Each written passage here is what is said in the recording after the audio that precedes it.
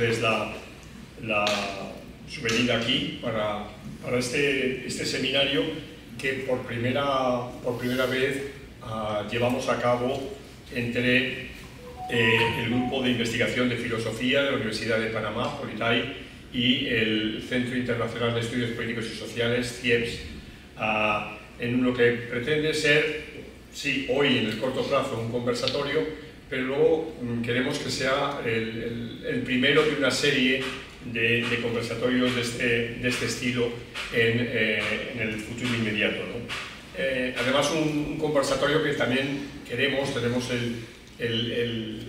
el compromiso de que esto se convierta en una publicación, en un trabajo respaldado por el papel y la letra impresa, de lo que aquí empecemos a discutir también. Y ya de entrada pues agradecemos sus opiniones, sus comentarios, sus críticas a lo que aquí vamos a exponer. La metodología es muy sencilla.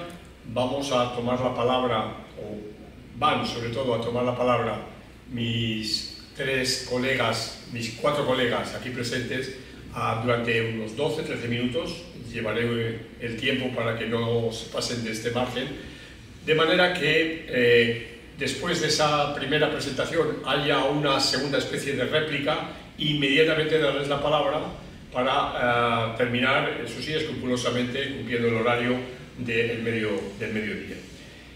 Bueno, hemos escogido un tema que es el que ven, que está en la pared, y está en la convocatoria, de la posverdad a la posdemocracia. Si ustedes recuerdan, el término de posverdad hace ya 9 años fue declarado, si no recuerdo mal, por The Economist como la palabra del año, y también por lo que sería, ¿no?, el legado del diccionario de Cambridge, ¿no? Como una palabra que se había introducido en la vida de todo el mundo como consecuencia básicamente de 4 fenómenos que se dieron, fenómenos políticos que se dieron en el año 2016, que fueron las elecciones norteamericanas, el plebiscito por la paz de Colombia, el Brexit, y evidentemente también las jornadas de movilización y demás que se dieron en Cataluña en torno a aquel momento dramático que vivió España con respecto a una posible secesión catalana y demás, ¿no? Entonces, la posverdad, o lo que se empezó a denominar los hechos alternativos, estaban muy vinculados a enormes cambios en la comunicación, en la información, pero sobre todo enormes cambios en lo que hemos venido denominando la sociedad digital, la revolución digital exponencial.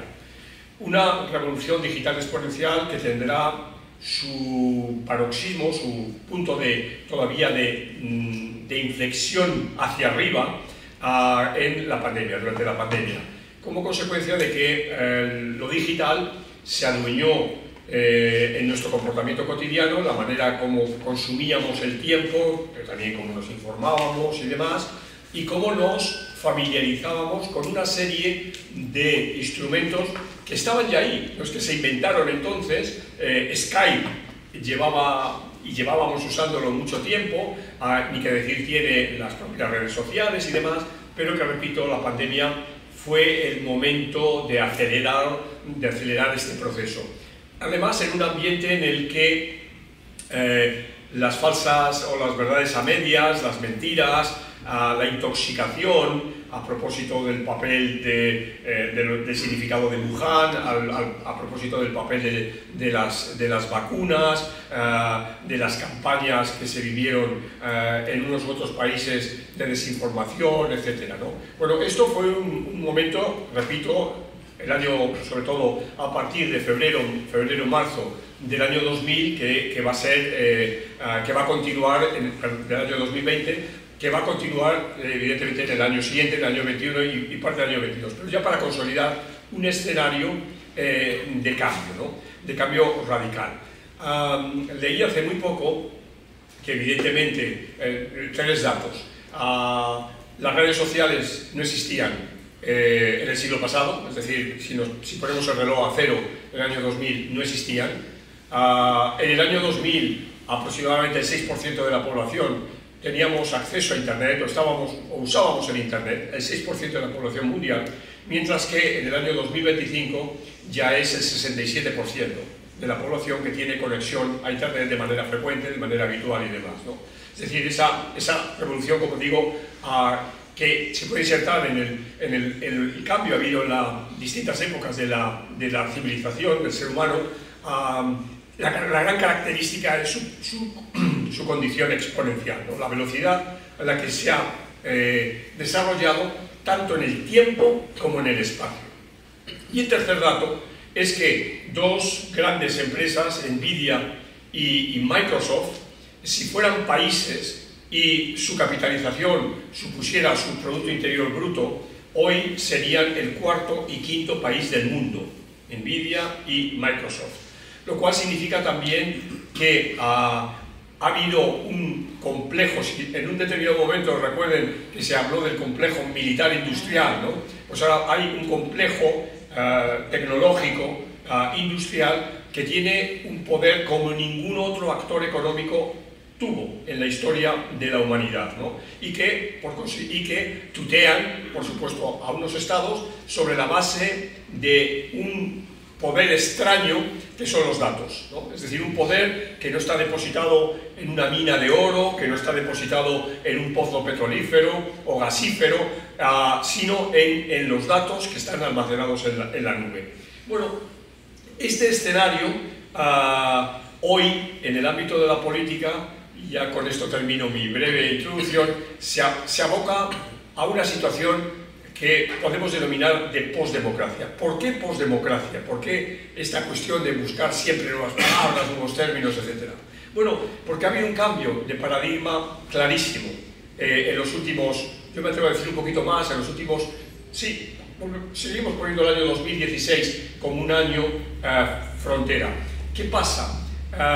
Hasta el año 2016, grosso modo, había una ilusión en las sociedades de que la democracia era el único juego, como dijo en su momento Juan Lin, el único juego político posible. No podía haber otro juego, la única legitimidad era la legitimidad democrática, y ahí nos habíamos ido ciñendo los distintos proyectos, los distintos programas de análisis, de estudio de la ciencia política, ¿no?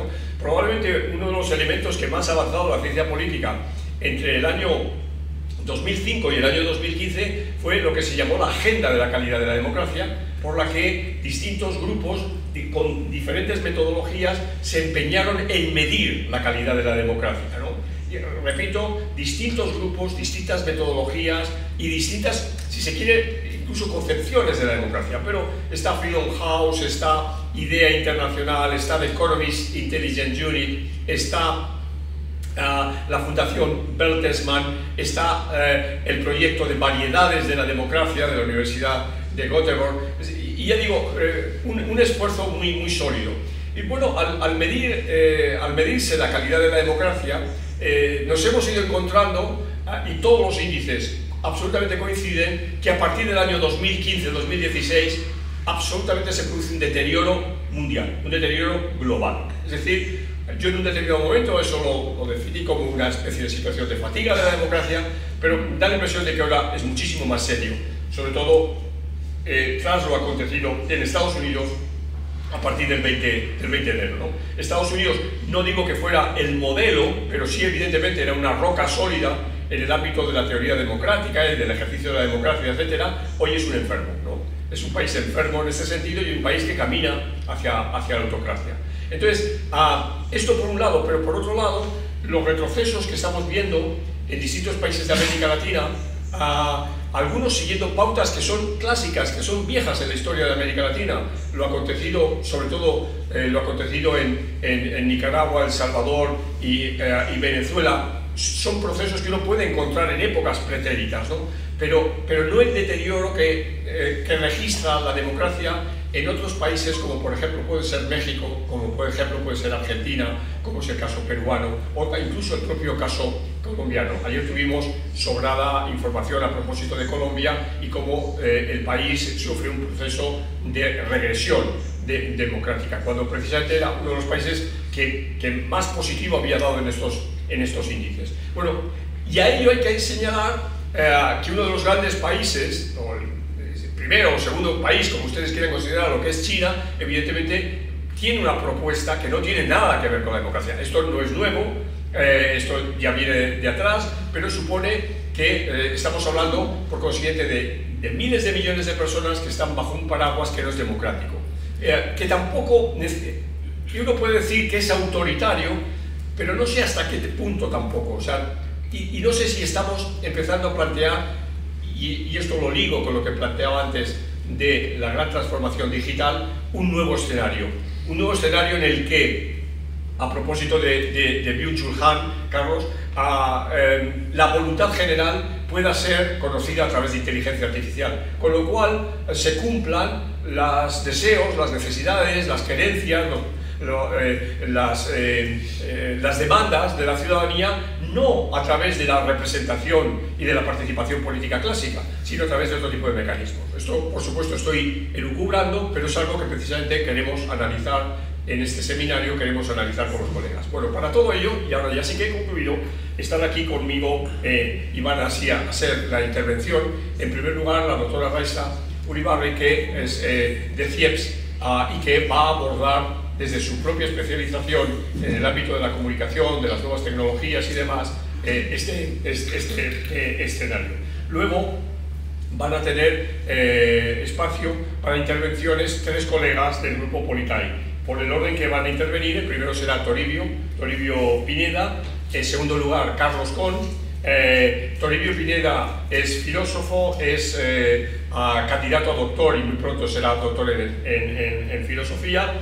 Carlos Con es filósofo, muchos años profesor de la Universidad Central de Venezuela, en Caracas, y finalmente Jorge Llanareas, filósofo, a quien no necesita más presentación en esta casa, pero actualmente pues, profesor de la Universidad de Panamá, profesor de FALIU y demás. Bueno, pues muchísimas gracias a los cuatro. Sí, os pido que tengáis el control del reloj para que sean 12 minutos, 13 minutos y adelante. Nos decía Manolo en su introducción, nos planteaba un escenario de fatiga democrática.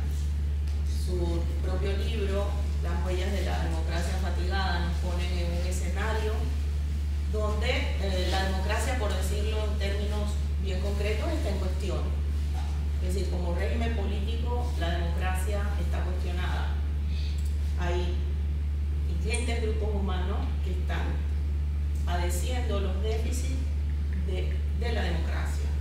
Esto ha llevado, dicen algunos, a la emergencia de este tipo de liderazgos que los podemos ver no solamente en la región de América Latina, sino también en otros lugares del mundo. Lo ha referido Manolo también, en el caso de Donald Trump en Estados Unidos, pero también en diferentes corrientes ideológicas. Líderes autoritarios, líderes que, montados sobre esos déficits democráticos y validos de un discurso, si se puede decir hostil, demoledor, en búsqueda de un enemigo al cual culpar de esta tragedia de miseria y de pobreza, comienzan a hacer uso de este nuevo escenario de comunicación global que les permite pasar a la desintermediación. Es decir, ya son líderes que se montan en estos discursos hostiles, y aquí vemos, por ejemplo, tenemos a Trump, pero también tenemos a Javier Milei, pero también tenemos a Nicolás Maduro, que, digamos, abiertamente se dirige al presidente de la República de Panamá llamándolo viejo asqueroso. Es un lenguaje pugnaz, un lenguaje incendiario, un lenguaje que se anida en esa necesidad de señalar un enemigo y hacerlo responsable o culpable de esa tragedia, ¿no? Como nos comentaba Manolo, todo esto tiene bastante que ver o se anida en este fenómeno que se conoce como posverdad. Fue el diccionario Oxford que lo denominó palabra del año, el año del Brexit, el año de la primera victoria electoral de Donald Trump, pero también de otros dos sucesos importantes a escala mundial. Posverdad, ¿qué es la posverdad? También el diccionario de la Real Academia lo define como la distorsión deliberada de una realidad que manipula creencias y emociones con el fin de influir en la opinión pública y en actitudes sociales. Y usualmente la posverdad se ha venido asociando a la desinformación. Cuando se habla de posverdad, usualmente la gente piensa en escenarios de desinformación, en lo que ese oxímoron que se ha acuñado, que se denomina fake news o noticias falsas, y es un oxímoron porque si es noticia no tendría por qué ser falsa.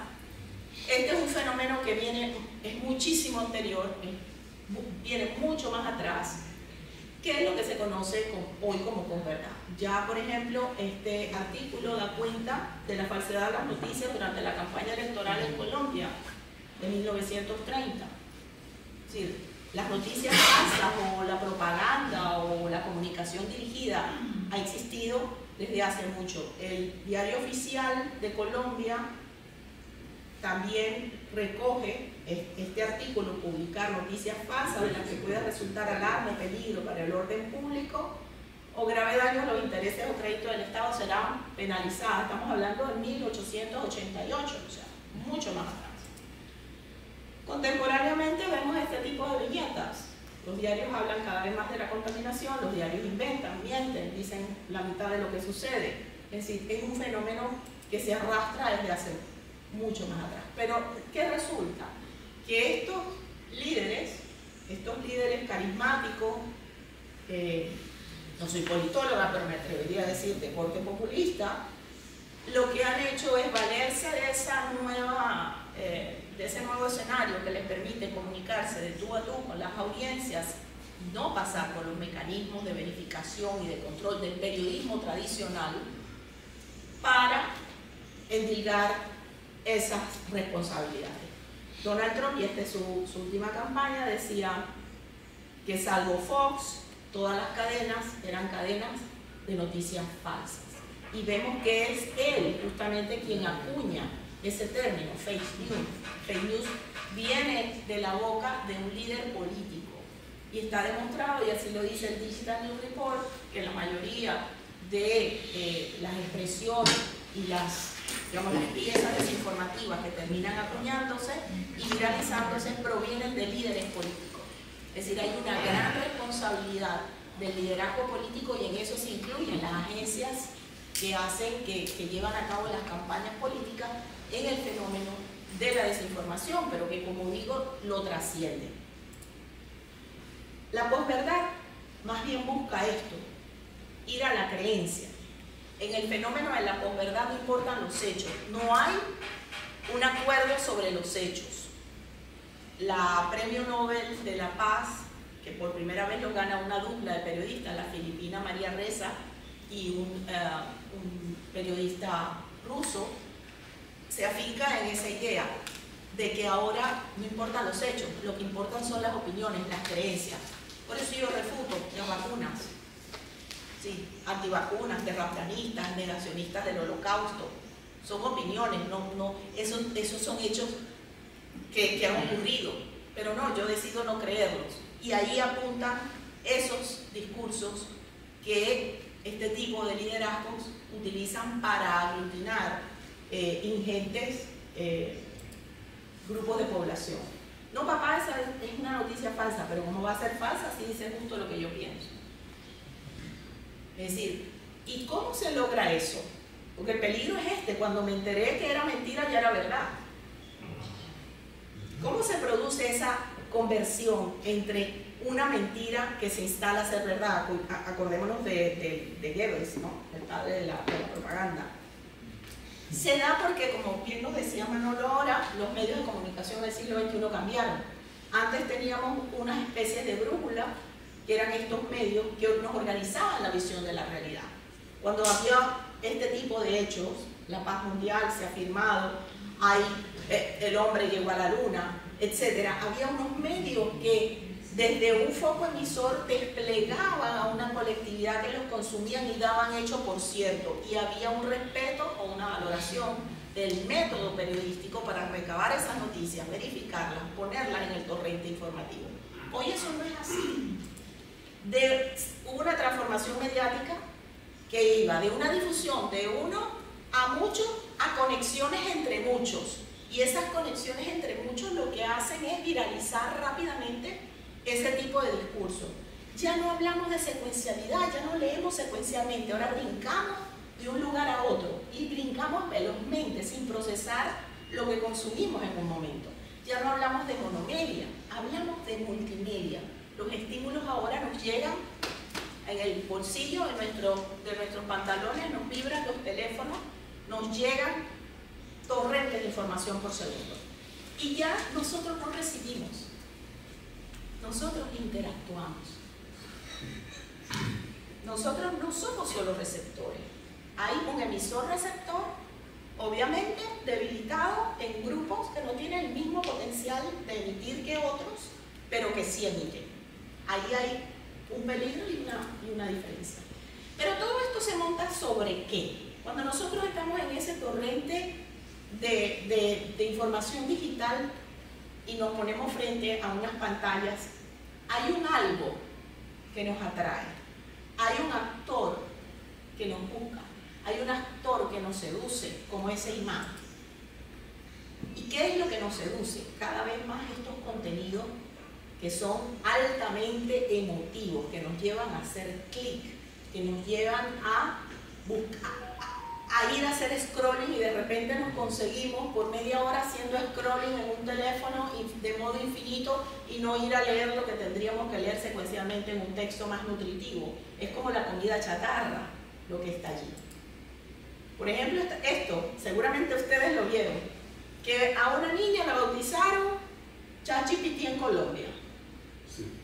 Eso lo publicó incluso El Tiempo, Infobae, medios reconocidos. Pues no, eso no existió. La Registraduría de Colombia hizo su trabajo con base en pesquisa periodística, eso no existió. Pero ahora cuando se va a desmentir, ya todo el mundo dice, ay, hay una niña que se llama ChatGPT en Colombia. O sea, la velocidad con la que esto se produce es increíble. ¿Y qué es lo que pasa? Este libro del francés Christian Salmon, que se llama Storytelling, es de principios de los años 2000. Él hablaba del poder de las historias. En este ecosistema no importa tanto el storytelling, sino el storyteller. Y a eso voy con la interactividad. Cuando se narra una historia y está bien narrada y está inserta en mis propios deseos, yo mismo la viralizo. No hay nadie que me diga, mira, por favor, haz viral esto. No, yo lo hago viral porque tiene que ver conmigo, con mis intereses, con mis deseos. ¿Y eso por qué sucede? Sucede porque hay estas empresas que esta investigadora, René Di Resta, ha llamado gobernantes invisibles. Son los gobernantes invisibles, son las grandes empresas norteamericanas y chinas, las GAFAM, conocidas como GAFAM, Google, Apple, Meta, en vez de Facebook, Apple y Microsoft, y estas otras, Baidu, Alibaba, Tencent y Mi, que acumulan el poder que les permite el tener esa ingente cantidad de datos. Esa cosa curiosa que son los datos, nosotros se los damos a todas las plataformas que se montan sobre estas empresas y nos conocen mejor que nosotros mismos. ¿Cómo tiene esto su impacto político o su impacto económico? Ahí vemos, esto fue la juramentación de Donald Trump. Aquí tienen los capitanes de las empresas, de las mayores empresas tecnológicas norteamericanas sentadas al lado del poder. Vemos cómo ocurren todas estas campañas de grandes empresas consultoras políticas que son capaces de, igual que Cambridge Analytica, capturar todas esas cantidades de datos y poder perfilar bien los usuarios. Pero tenemos también esto que es bien grave, que es el poder de la vigilancia, el panóptico digital. Esto pasa en países autoritarios como en Venezuela, que hay un sistema de protección social que funciona a través de un sistema que se llama Sistema Patria, al cual usted tiene que suscribirse para tener su jubilación, sus bonos, etcétera, su salario, incluso a los profesores universitarios, y que le ha permitido al gobernante de turno en un momento desplegar sus acciones de seguridad a través de los órganos del Estado, perfilados esos sujetos, irlos a buscar a sus casas posterior a las elecciones del 28 de julio. Esto es lo que llama Bremer el momento tecnopolar. Cuando hubo el asalto al Congreso en Estados Unidos, no hubo acciones institucionales, hubo acciones privadas, de corporaciones privadas que intervinieron en el momento. Facebook y Twitter suspendieron las cuentas de Donald Trump, Amazon, Apple y Google eliminaron Palmer, PayPal y Stripe dejaron de procesar pagos a las campañas. Fueron acciones privadas, decisiones de empresas privadas en su ejercicio de poder sobre la comunicación pública. Si la comunicación pública, si lo queremos poner en esos términos, se ha privatizado. Y el uso de las tecnologías emergentes en la guerra contra Ucrania, también hay investigadores que han visto esto. Basta con ver las decisiones de Elon Musk y Starlink, poner y quitar Starlink a conveniencia en los momentos más álgidos de la guerra. Ya campañas de inteligencia artificial, los primeros políticos virtuales, la inteligencia artificial nominada como candidatos presidenciales, un robot que salió tercero en las elecciones en Japón, el partido sintético danés, un ministro rumano que crea una inteligencia artificial para gobernar de acuerdo a lo que decía Manolo, con la voluntad popular. Candidatos en Estados Unidos también, y este es uno de los últimos, AI Stick. Detrás de todos esos avatares obviamente hay personas.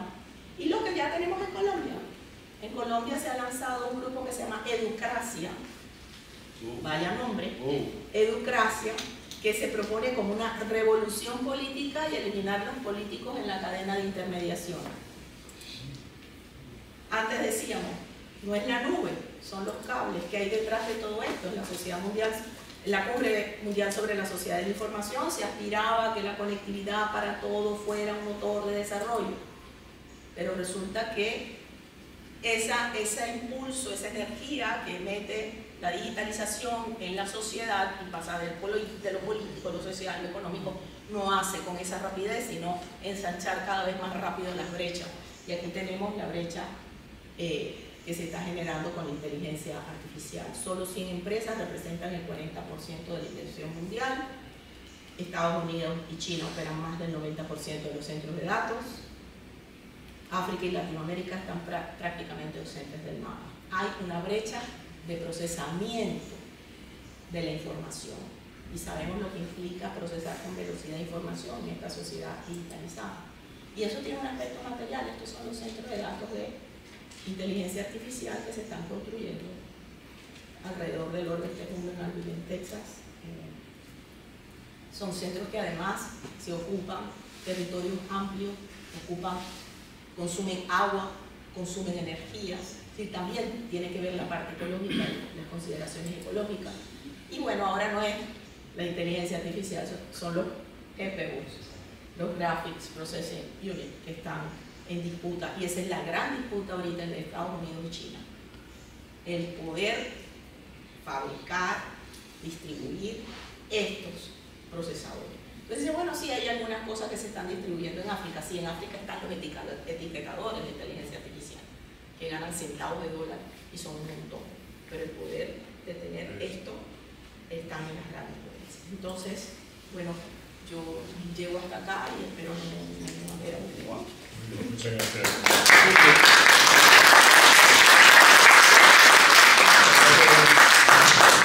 Tenemos una plataforma de lanzamiento para abordar ahora, Toribio, tu reflexión. Adelante. Bueno, sí, creo que está bastante conectado con lo que voy a comentar sobre el tema de la posverdad, en donde voy a acercarme a la obra de Hannah Arendt, o sea, un poco lo que sustenta Manolo y Raiza, de que ahora la posverdad puede ser un concepto de gran moda, pero que está presente en la historia de las ideas, y está presente en la filosofía desde hace mucho tiempo, quizás con otros nombres. Por ejemplo, la modernidad nos trajo a nosotros una nueva manera de valorar y de aproximarnos a la mentira.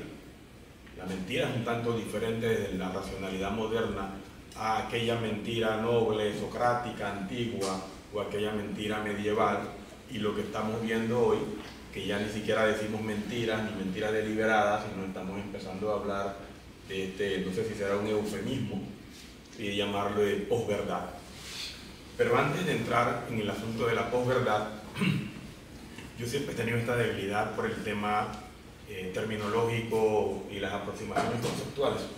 Y cuando vemos el concepto en las láminas de posdemocracia y las discusiones que nosotros tenemos semanalmente con respecto a tres conceptos que son necesarios y que yo sé que aquí todo el mundo tiene conocimiento sobre las definiciones de qué es humanismo, por ejemplo, o qué es transhumanismo y qué es poshumanismo, porque hoy en día incluso hay ciertos prefijos que son discutibles, por ejemplo el prefijo trans, el prefijo post.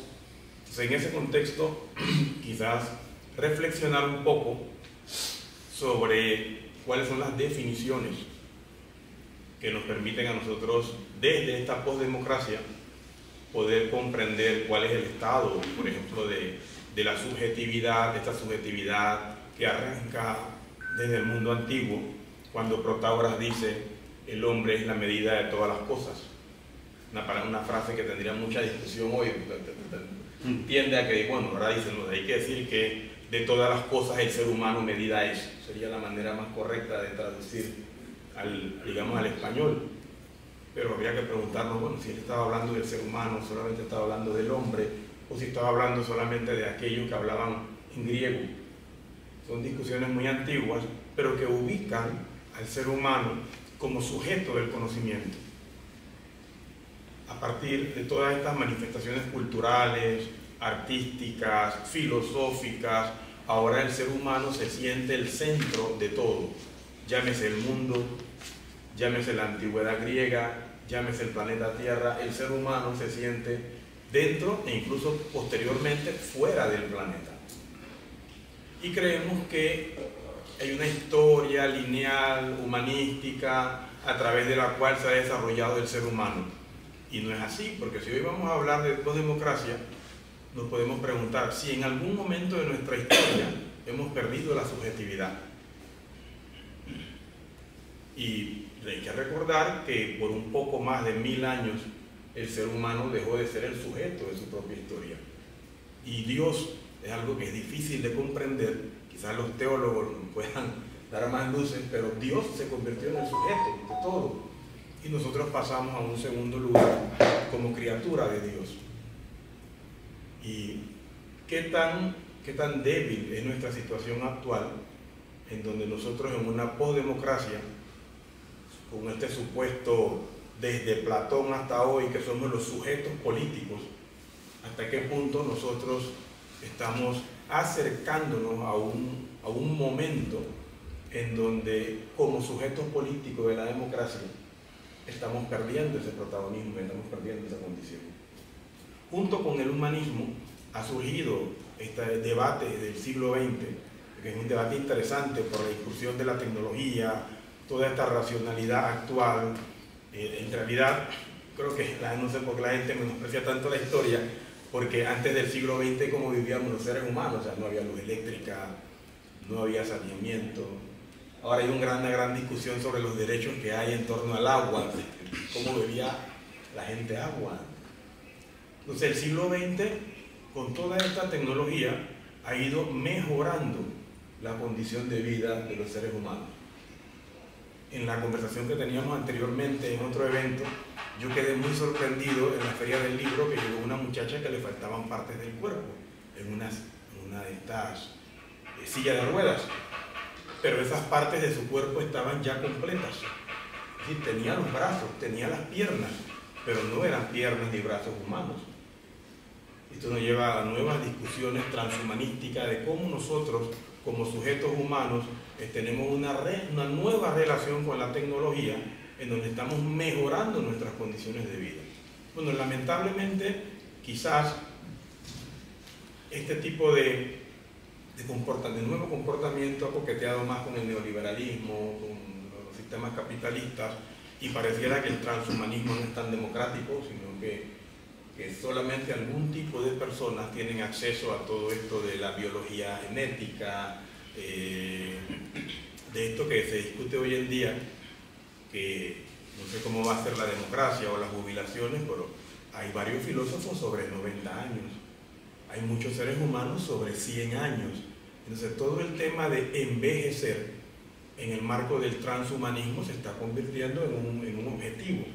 Y aquellos que tienen mucho dinero, me imagino con la imagen que muestra Raiza, ¿cuándo va a morir esta gente? Con la capacidad económica que tienen en un fenómeno transhumanístico, ¿pueden ellos decidir cuándo van a morir? Son discusiones que tenemos hoy, porque Steve Jobs no tuvo esa oportunidad. Un cáncer de páncreas, creo que fue de páncreas, eliminó y terminó con su vida. De todo este transhumanismo, ¿cómo está afectando la comunidad política, la vida política?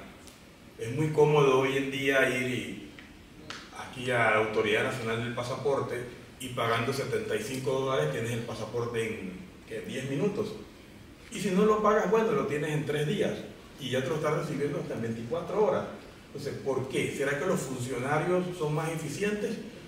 Yo tengo mis dudas con respecto a eso. Yo creo que la incorporación de la inteligencia artificial va eventualmente a ir desarrollando gobiernos más inteligentes y nosotros vamos a estar viviendo más cómodos.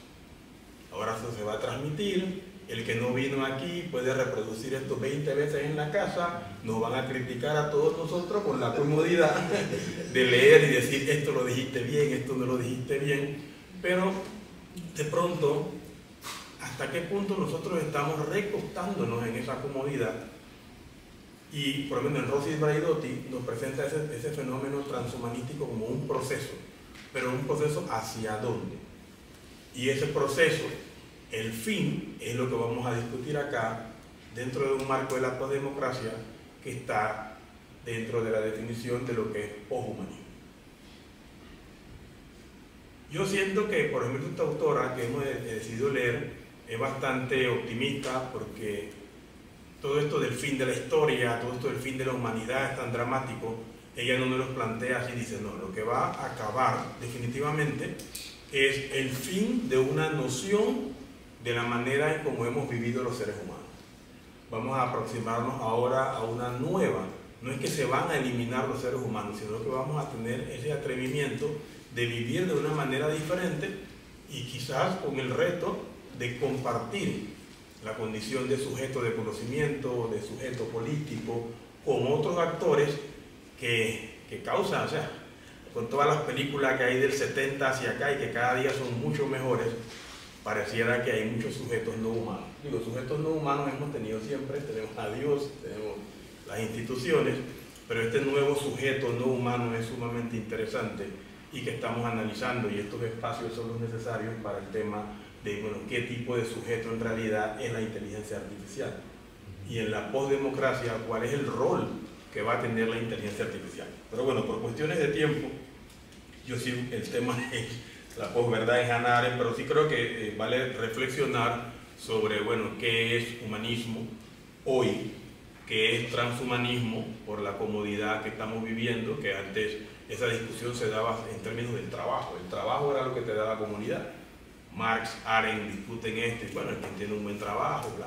Pero ahora la tecnología nos está dando un tipo de comodidad que ahora la gente hace alarde de yo me senté a ver una serie en un día y he visto 25 capítulos en 24 horas, y eso es un tema de conversación porque así es tan cómodo, distinto de esperar que en el teatro griego se ponga en escena una vez al mes un episodio.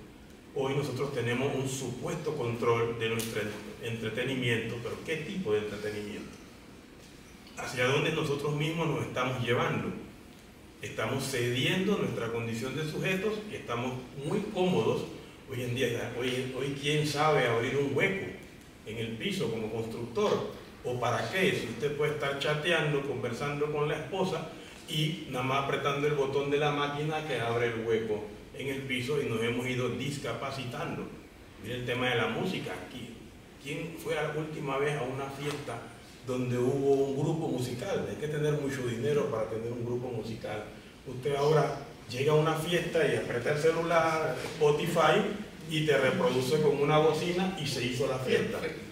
Y es perfecto, es económico, es cómodo, y no hay ni siquiera necesidad de internet, se ha descargado las listas. O sea, todo este tipo de fenómenos están ocurriendo en el ámbito de lo social, pero que también están incursionando en la política. Como bien dice Raiza, hay algún verso que se suelte en las redes que es falso, que nadie ha dicho, porque ya es el tema de conversación, y lo decíamos la vez pasada con respecto a este filósofo chino que se discutió por un rato, y después hemos quedado haciendo el ridículo de darnos cuenta de que, oye, estamos leyendo un filósofo que no existe, de un libro. Bien, pero directamente Hannah Arendt nunca habló del tema de la posverdad, pero si analizamos su obra, dentro de su obra hay preocupaciones en Hannah Arendt. Por ejemplo, en los años 50, en los orígenes del totalitarismo, entre pasado y futuro, todo el tema de lo que Hannah Arendt llamó verdad y política, que filosóficamente empieza a analizar el tema de la verdad en el ámbito de la política, o de su gran contribución a la filosofía política como lo es la esfera pública. Disculpen. Pero más adelante dice, oye, este asunto de la verdad es algo un poco más delicado. Y antes de morir, unos 5 años antes, ya tenía terminado algunas deliberaciones diferentes en torno a la verdad, y va directamente a decir, bueno, lo que se vive en la política es la mentira. Porque pareciera que esto de la verdad, como un tema muy filosófico, que nosotros estamos esperando que salga un Demóstenes o un Cicerón y nos diga aquí, bueno, yo me voy a poner los zapatos de la gente pobre, y entonces yo voy a vivir mi presidencia como un hombre pobre, y voy a sentarme en sillas gubernamentales como un hombre pobre, porque yo voy a recuperar el fenómeno de la representatividad en la política. Ya eso Platón lo había dicho en El Político. Es muy delicado cuando combinamos política con poesía, porque ya desde ahí hay un discurso que no tiene nada que ver con la verdad. Y nosotros también tenemos que superar ciertos romanticismos históricos donde nosotros creemos de que en realidad la verdad tiene una relación con la política. Pareciera que en la historia de las ideas la verdad nunca ha sido parte de las virtudes de lo que, bueno, si es que tienen los políticos esto que llamamos nosotros virtud, o si es que todo este tema de la comunidad política y de la verdad en la política solamente yace en los libros de filosofía política, pero que en la realidad política los politólogos, los teóricos de la política, los cientistas políticos han hecho un mejor trabajo de decir, bueno, es que en la Asamblea Nacional posiblemente nunca se ha discutido el tema del bienestar social. Se han discutido otros tipos de bienestar, quizás individuales. Pero nosotros seguimos teniendo una imagen muy particular de la política. Arendt, también en esta obra que se llama La crisis de la República, donde ella habla sobre el asunto de la mentira en la política, y en Eichmann en Jerusalén, donde se trabaja todo este tema, donde vale analizar qué pensaban las personas que estaban acompañando a los campos de incineración al momento en que estaban asesinando a todas estas personas durante mucho tiempo. O sea, no pasó un día, no pasó 2 días, no, pero muchos años. Y la conclusión a la que Hannah Arendt llega es que, bueno, definitivamente no estaban pensando. Ahí quizás todo el mundo estaba trabajando. Entonces, entre estas obras, ¿cómo uno puede tratar de comprender? Porque en los orígenes del totalitarismo, todo el tema de las construcciones ideológicas, cómo empezamos a hablar de este pan-eslavismo o el pan-germanismo, que empiezan a crear ficciones sobre los hechos reales y que los seres humanos, mire, eso es muy parecido, ¿no? Por eso digo, no hay posverdad en la obra de Hannah Arendt, pero este tipo de construcciones ideológicas o la manera en que se trabaja la verdad en la obra arendtiana está muy relacionado con el asunto de la posverdad. Te diré 5 ejemplos rápidamente para terminar. Dice, 1, con el tema de la fragilidad de la verdad factual, hay una vulnerabilidad de los hechos. Los hechos reales son plenamente vulnerables a la opinión. Ahora, no hay política sin opinión, la opinión pública es necesaria, pero eso no es lo que estamos discutiendo, porque la verdad, sí también, la posverdad es un tipo de opinión. Y es decir, de dar una opinión no significa que es una opinión política. Hay muchas opiniones que son peligrosas, sobre todo porque en ese tipo de opiniones lo que se están son fabricando imágenes, y ese tipo de imágenes están ayudando a crear como un mundo alternativo en donde las personas están conectadas de la realidad. Y muchas de estas construcciones ideológicas lo que han hecho en el siglo XX y mucho antes son crear ficciones reales en donde toda la población está viviendo y hay una suspensión y desplazamiento de la política, y lo que estamos viviendo es una realidad alternativa que en realidad no existe. Muy parecido, para cerrar, es con el tema de la Segunda Guerra Mundial, no, la Guerra de Vietnam, que Estados Unidos siempre estuvo ganando. En todo momento Estados Unidos ya estaban listos y iban a regresar con la gloria a los Estados Unidos. En ningún momento Estados Unidos estuvo en la condición de ventaja durante la Guerra de Vietnam. Pero lo que se decía en la televisión, que hay mucha culpa también de los relacionistas públicos, de las televisoras, que ahora le llamamos fake news, o una contradicción, pero bueno, todo eso también era fake news, todo eso también era culpa. Tengo algunas otras cosas que decir, pero me toma todo el tiempo. Muchas gracias.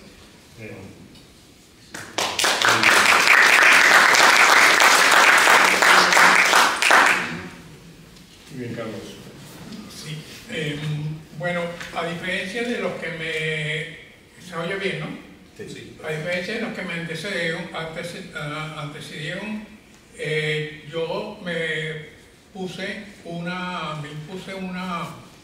presentar por escrito la ponencia, de manera que me voy a tratar, que esta es la mejor manera de tener el tiempo, de asumir el tiempo, y creo que el personaje que voy a tratar es Byung-Chul Han, que creo que viene muy a propósito del tema de la posverdad y también de la posdemocracia, y eso es lo que voy a tratar de demostrar. Y voy a comenzar con un epígrafe de una cita de un profesor de filosofía español, por cierto, Juan Carlos Velasco. Abro las comillas. Para muchos, la tecnología digital a gran escala iba a reanimar nuestras languidecidas democracias.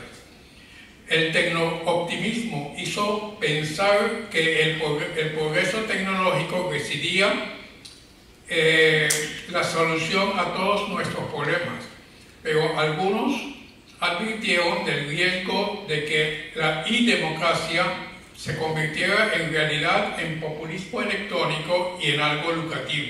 Fin de la cita. Uno de ellos es el filósofo surcoreano radicado en Berlín, Byung-Chul Han, tal como lo voy a expresar a continuación.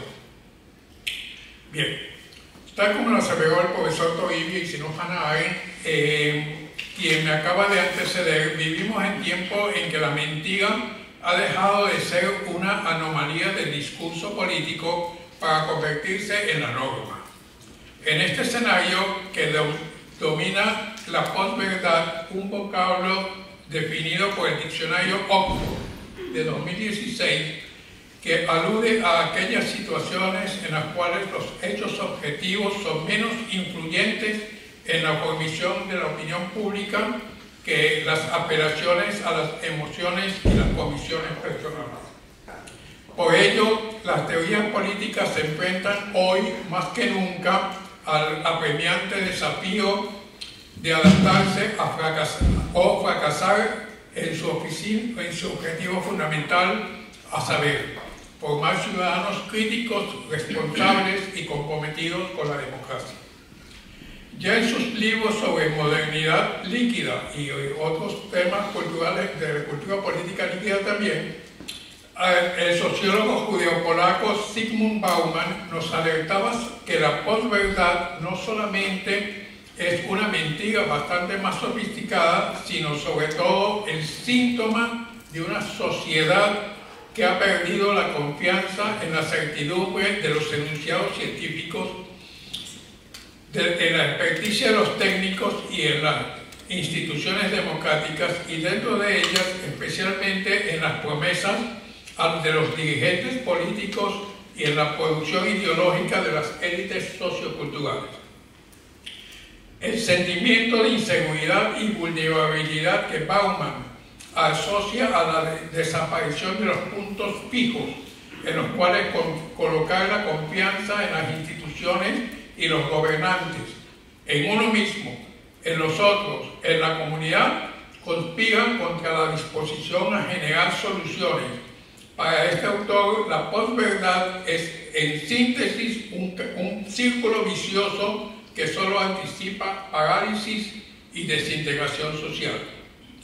Muy en consonancia con la crítica de Bauman al devenir de la modernidad, Byung-Chul Han inventó otra metáfora que se corresponde con la baumaniana liquidez, a saber, la sociedad de la transparencia.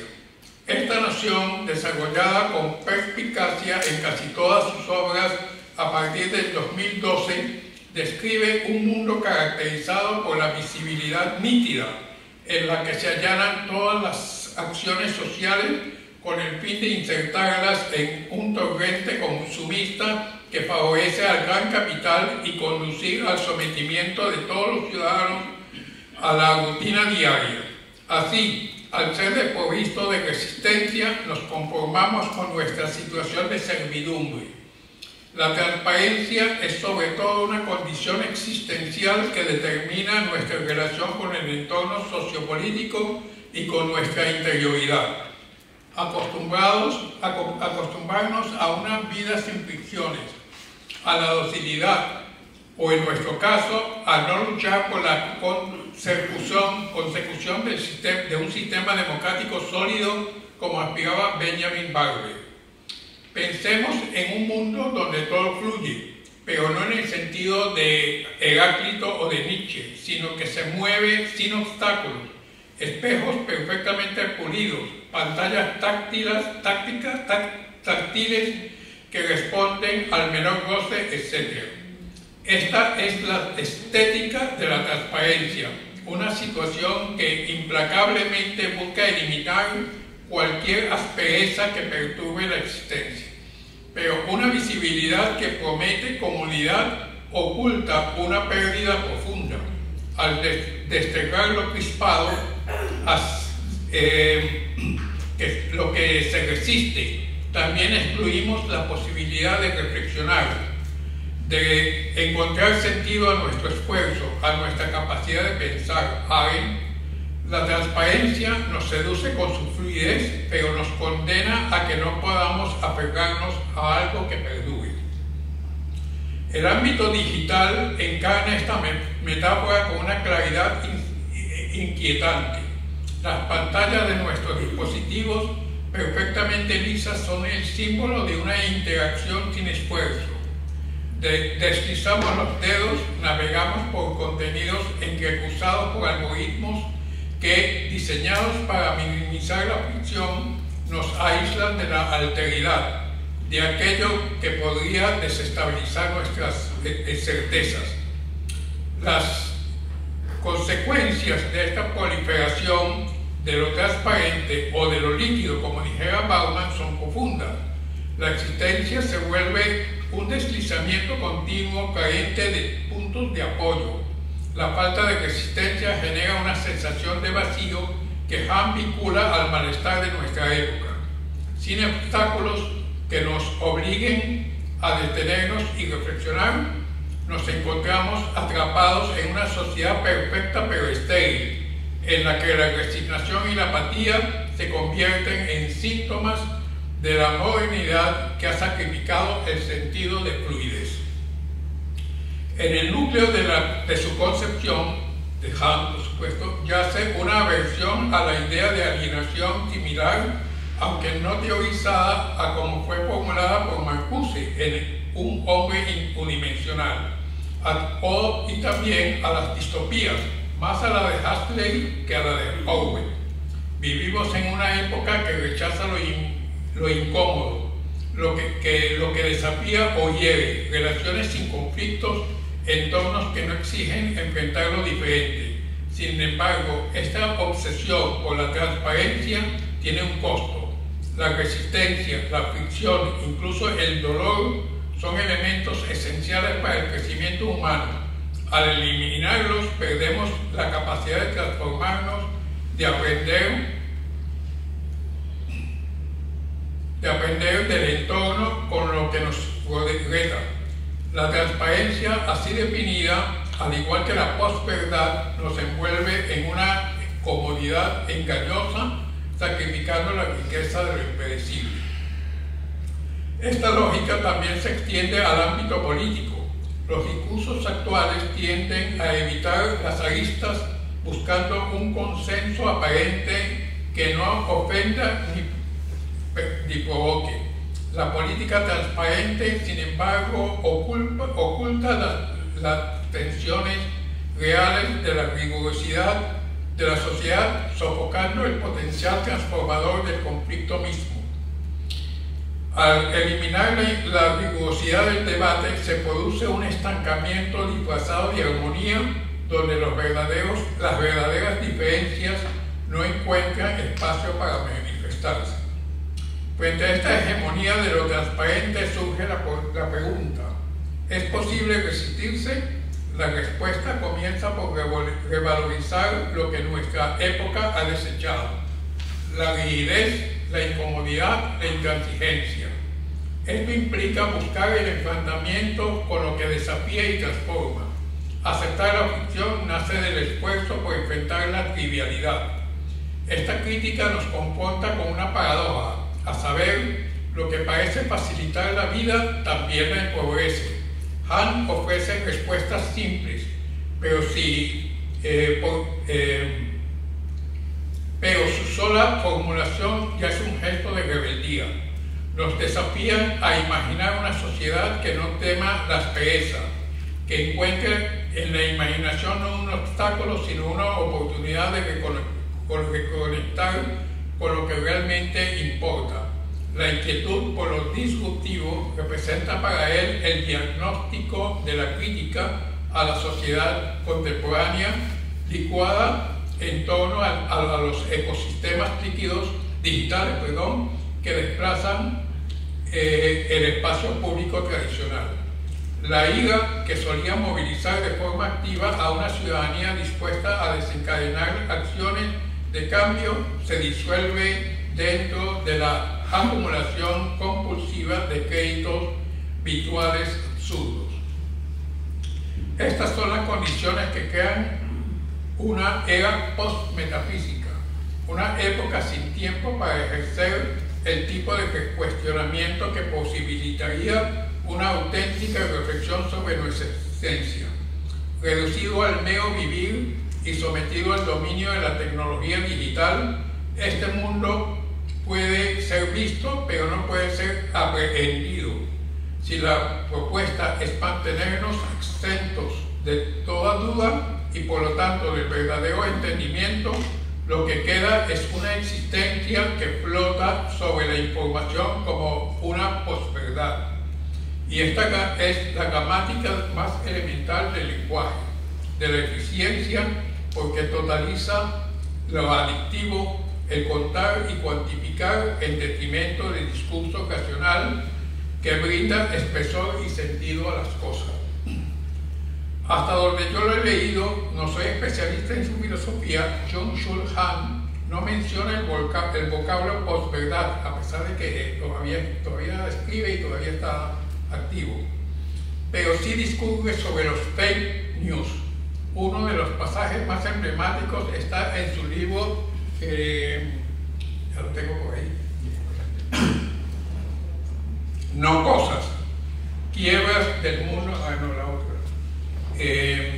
Quiebras del Mundo de hoy. En la página 18 cito: los fake news son informaciones que pueden ser más efectivas que los hechos. Lo que cuenta es el efecto a corto plazo. La eficiencia sustituye a la verdad. Fin de la cita. Los fake news muestran el peligro de la sociabilidad digital, que en ausencia de una fuerza dispuesta a cuestionar a los individuos que las distribuyen, disuelve la frontera entre el yo y el otro, de manera que no existen diferencias entre nadie, tal como repiten los dogmas del mercado. Sometidos a una violencia neuronal, que es un término de Han, no solo se elimina el conflicto con el otro, sino que se bloquea cualquier posibilidad de encuentro con el otro. De ahí que el aburrimiento profundo, encapsulado en la pura agitación infinita de las redes sociales, las mismas en las que los seres humanos se adicionan a la obstinada repetición de esos fake news, incubándose. Así concluye el autor de La Sociedad de la Transparencia. Hay un librito que también escrito en el 2012 sobre ese tema, El huevo de la experiencia dócil. De manera que, además del caldo de cultivo para la manipulación, se conforma una cultura no democrática de vigilancia y control. Crecen los temores no infundados de que los canales de participación cívica pueden ser rastreados y neutralizados, de que sean silenciadas las voces críticas con las iniquidades sociales y los abusos del poder. Aquella euforia digital con la que se dieron los primeros pasos del ciberespacio no nos dejó apreciar lo arriesgado que resulta en clave democrática que las infraestructuras básicas de la información que alimentan las actividades esenciales de la esfera pública pertenecen a grupos privados capaces de arrimarse al mejor postor, sin imponer su ideología. Depositar instrumentos de poder y control social ha sido una irresponsable dejación que ya no es fácil de revertir. La concepción de la dominación que Han elabora a lo largo de su obra cumple con el rol clave para entender los vínculos sociales y políticos entre la acelerada expansión de la tecnología digital y el triunfo cultural casi sin contrincantes del capitalismo neoliberal. En su libro sobre el poder, publicado por primera vez en 2005, la editorial GV de Barcelona lo publicó en español en el 2016, contenía la premisa de restarle al poder al menos esa fuerza que se basa en el hecho de que en realidad no se sabe a ciencia cierta en qué consiste. Para ello, el autor comienza con un análisis crítico de los fundamentos del poder desarrollado por el sociólogo Niklas Luhmann, quien define el poder como una simbiosis entre soberano y súbdito. El súbdito quiere por sí mismo lo que quiere el soberano, de forma tal que quien en adelante desea obedecer, obtener un poder absoluto, no tendría que hacer uso de la violencia, sino de la libertad del otro. Página 11 y siguientes. A partir de este punto, el filósofo surcoreano subraya que cuanto más poderoso es el poder, con más sigilo opera. El hecho es que el poder, cuando tiene que hacer expresamente hincapié en sí mismo, es incapaz de operar con una fuerza intransparente y por ende se debilita. La disputa al interno del poder se relaciona con la manera en que un mismo contenido se asimila por el súbdito, ya sea como de hacer ajeno a cumplir o como hacer propio a realizar, aunque lo realmente decisivo es cómo se motiva una acción. La frase que expresa la presencia en el espacio del poder superior. Por lo tanto, no es de todos modos tengo que hacerlo, sino lo quiero hacer. En otras palabras, la respuesta a un poder superior no es la negativa interior, sino la buena disposición, ya que el poder no funciona en este caso como una acción mecánica que se limita a desviar un cuerpo de la dirección original, sino más bien, cito, como un campo dentro del cual tal cuerpo se mueve con libertad. Página 21. Esto quiere decir que en el caso de una obediencia que se cumple en libertad, la continuidad del yo del soberano es bastante estable, ya que está mediado por el otro, y por el contrario, cuando la continuidad del sí mismo del soberano es mantenida a través de la coerción, esta es frágil a causa de la deficiente intermediación. En ambos casos, el poder siempre ayuda al yo del soberano a reivindicarse. Así, asimismo, empero es la intensidad de la intermediación, es decir, la persuasión de la comunicación entre el poder del soberano y la obediencia del súbdito, lo que genera más sentimiento de libertad. Pero si esta estructura interna de la intermediación se reduce a cero, solo sería pura violencia y sometimiento cruel, lo que establecería la forma de manifestación del poder. Obra citada, página 67. Establecidos los prolegómenos para pensar la lógica del poder, Byung-Chul Han se interroga acerca de los mecanismos a través de los cuales este crea sentido, y esta es la última página, y funda la constelación de ideas con las que desenvolverá su crítica al estatus quo del neoliberalismo representado por la tecnología digital, de forma tal que incluso la verdad no es más que un metarrelato que surge de la voluntad del poder.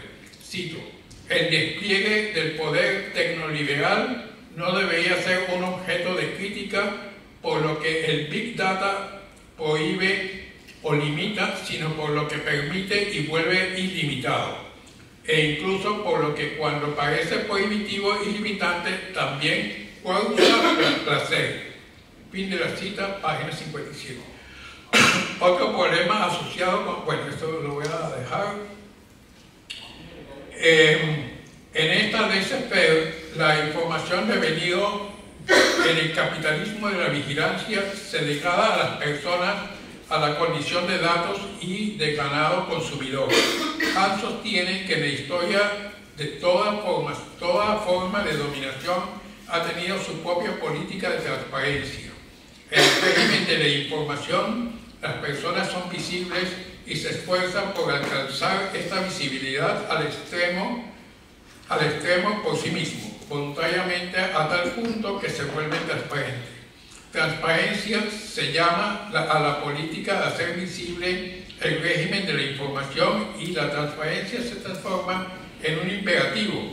Todo debe ser transparente, las personas deben ser transparentes, la información debe ser transparente. Pero lo único que no es transparente en este régimen es la dominación misma, porque la dominación se ejerce mediante un trasfondo de oscuridad, el de los algoritmos. Todo esto para explicar por qué los seres humanos nos dejamos persuadir por los fake news y por qué los líderes carismáticos e influencers logran obtener tantos seguidores. Cito a Byung-Chul Han: en la era de los fake news, la desinformación y la teoría de la conspiración, la realidad y las verdades fácticas se han esfumado. Fin de la cita, página 71 de Infocracia. Es así como la infocracia sustituye a la democracia en este escenario de la posverdad por la explosión de los medios alternativos en las redes sociales y fortalecidos por los algoritmos. Se está formando una humanidad que está pendiente de la última imbecilidad que sale de un influencer, es decir, la fundamentación de la postdemocracia. Muchas gracias.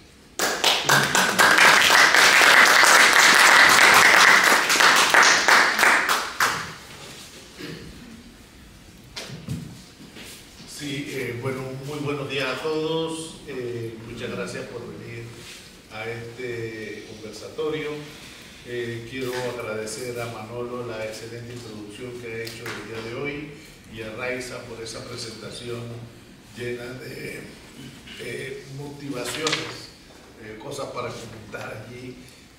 También Toribio hizo una interpretación muy actual sobre lo que es el pensamiento de Hannah Arendt y que es algo que hay que retomar. Y también agradezco la ponencia de Carlos sobre Infocracia de Byung-Chul Han, que es lo que, digamos, sirve un poco para enlazar ahora con el tema de la postdemocracia, que es el tema que habíamos acordado con Manolo hace varios meses, que íbamos a conversar hoy.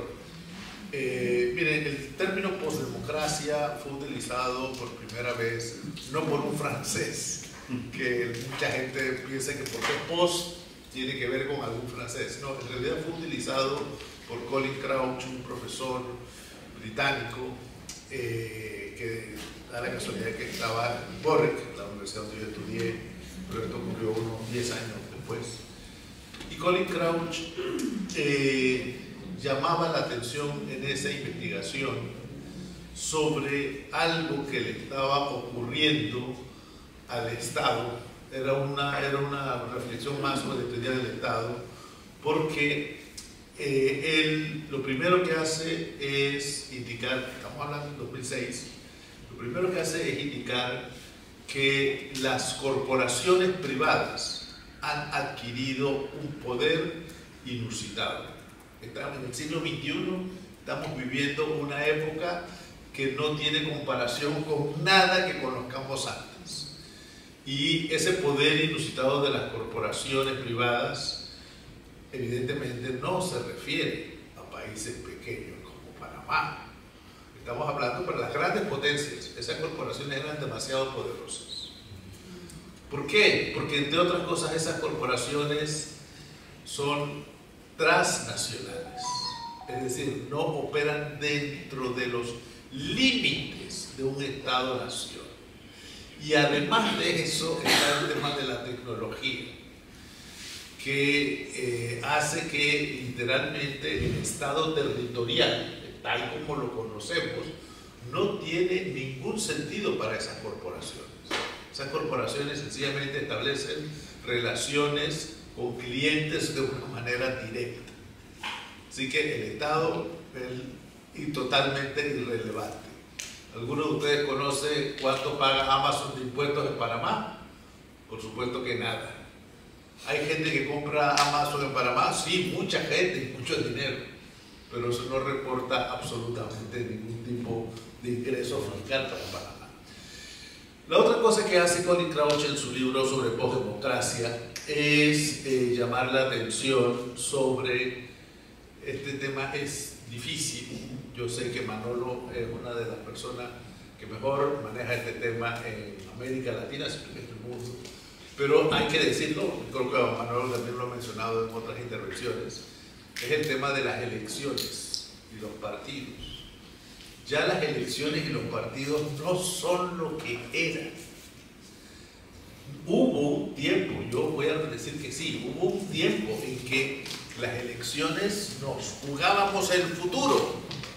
Hubo un tiempo en que a las elecciones íbamos los ciudadanos como si fuésemos un ejército ideológico con nuestras ideas y nuestras concepciones, todos muy bien organizados, todos muy bien pensados, y sabían que era lo que queríamos y sabíamos que era lo que íbamos a hacer y sabíamos que podíamos ganar. Yo no sé si ese mundo existió o no, pero sí les digo que eso ahora mismo está sencillamente fuera del horizonte. Eso no representa ninguna relación real. Y voy a explicar un poco de dónde viene eso. Y hay otra cosa que apunta Colin Crouch, que para mí es muy importante y que muchas veces se nos queda fuera del debate.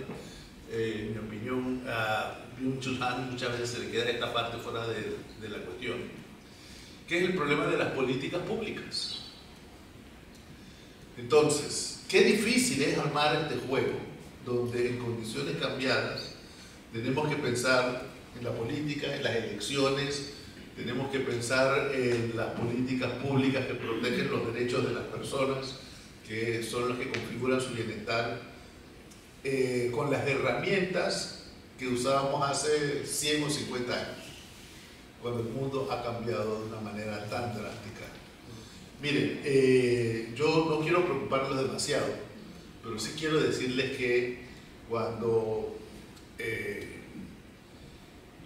¿cómo se llamaba? Rómulo Augusto tomó el poder en Roma, y para nosotros, a partir de ese momento en la historia, tal como la contamos hoy, murió la República y comenzó el Imperio.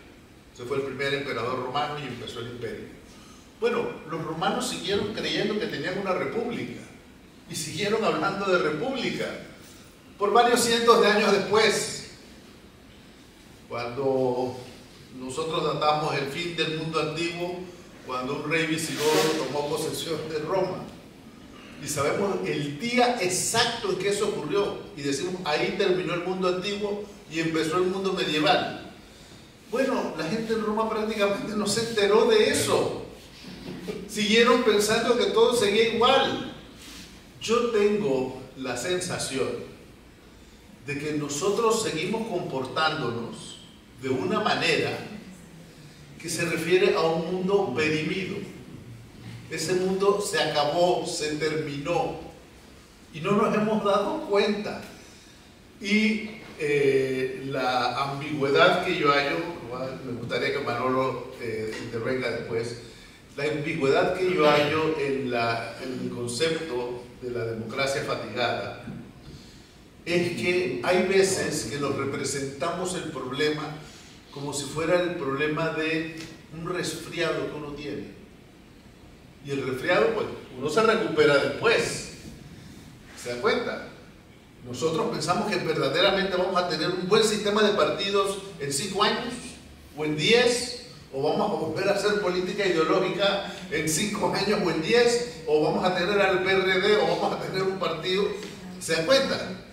¿O es que todo eso se perdió y lo que tenemos es que ajustarnos a un mundo nuevo y ser creativos con nuevas formas de política, nuevas formas de pensamiento y nuevas formas de hacer ciencia? Esto lo digo en conexión con el hecho de que yo soy abogado, me gradué de la Universidad de Panamá de abogado y empecé a estudiar filosofía. Después tuve la suerte de ganarme una beca del gobierno británico y estudié filosofía política en el Reino Unido, en la Universidad de Sussex en Warwick. Estuve 7 años por allá. Regresé con el proyecto de hacer una maestría en estudios políticos, que fuese una maestría interdisciplinaria. Y ese proyecto, gracias al apoyo del rector de la Universidad de Panamá en ese momento, Carlos Iván Zúñiga, se hizo realidad y pudimos concentrar a los mejores profesores de una serie de disciplinas, desde economía, psicología, teoría constitucional, había historia de las ideas, en fin, había una serie de profesores que venían de distintas facultades y tuvimos una promoción solamente. Pero la idea fundamental de esa maestría era que es la necesidad de integrar el conocimiento. Los equipos de trabajo son multidisciplinarios porque la gente viene de distintas disciplinas. Los temas que se tocan en los equipos constituidos de esa manera son interdisciplinarios porque suponen el diálogo entre distintas disciplinas. La historia y la política y la sociología y la filosofía se tienen que conversar. Pero los resultados de ese trabajo son transdisciplinarios porque van a atravesar todas las disciplinas y hay que hacer un reconocimiento de que eso que yo pensaba que era una disciplina dejó de ser una disciplina y necesita el concurso de esos otros saberes. Por esa razón es que a mí me parece muy loco haber hecho de las elecciones y de los estudios de medición para las elecciones y las campañas una ciencia propia.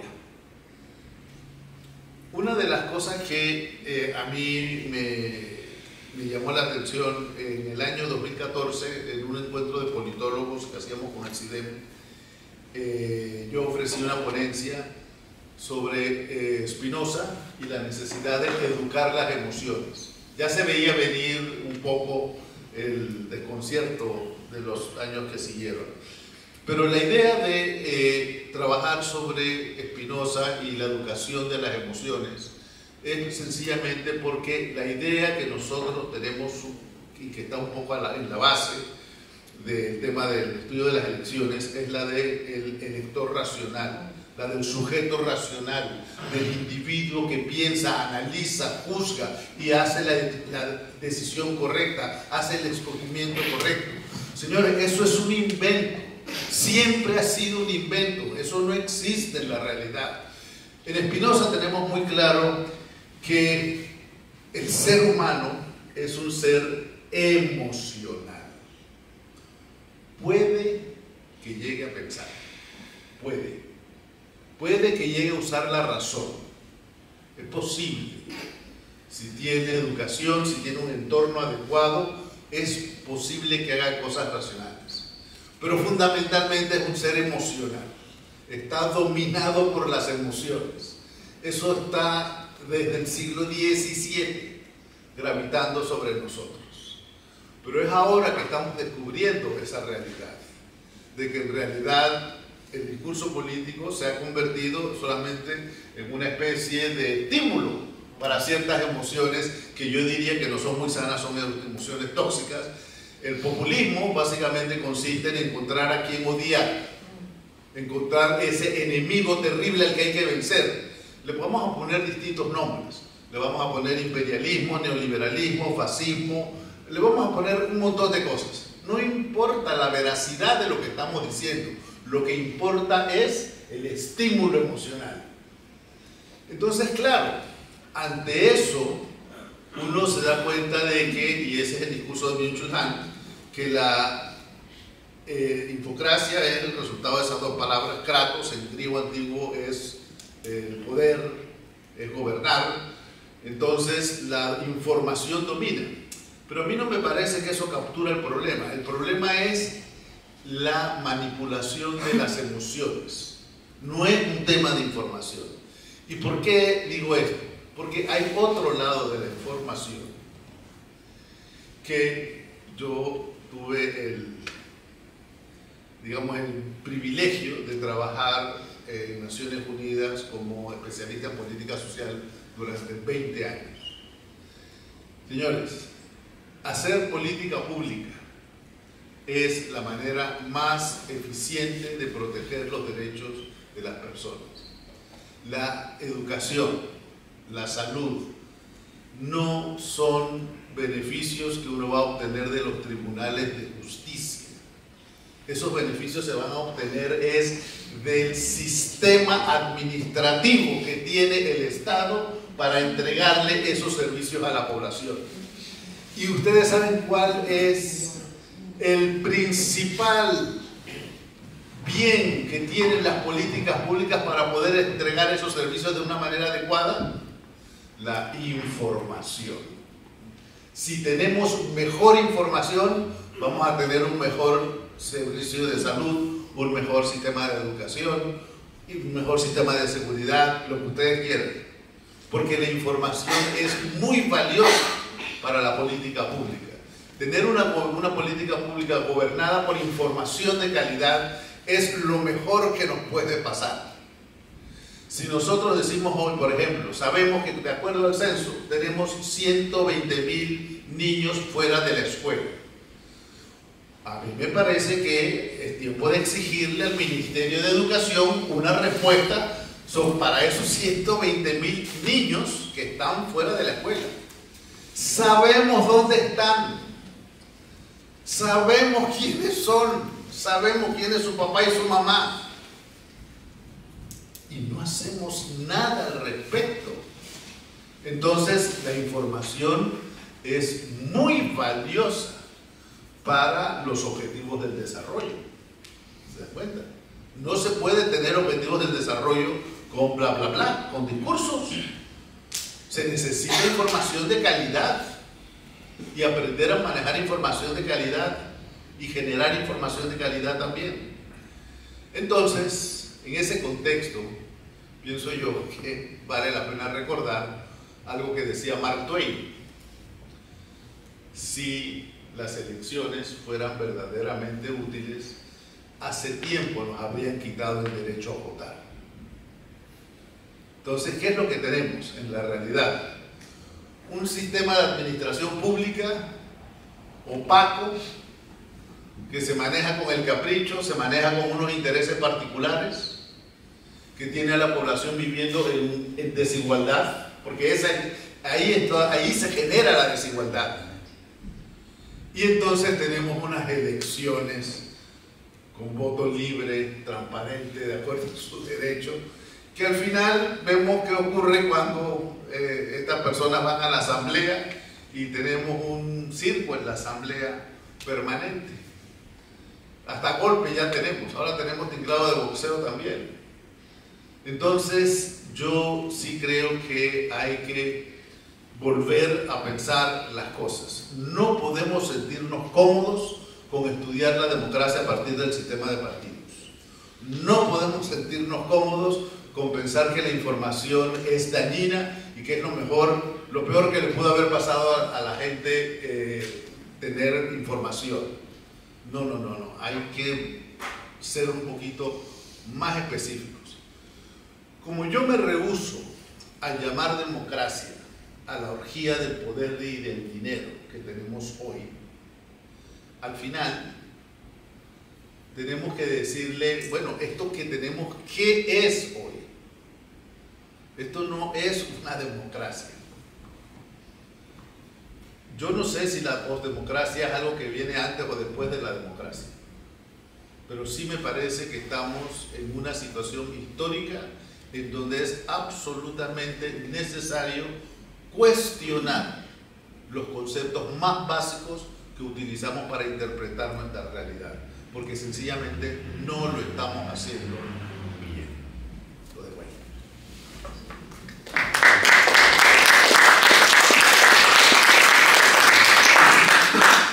Bueno, son muchas cuestiones, ¿no? Yo creo que Jorge ha redondeado muy bien la sesión.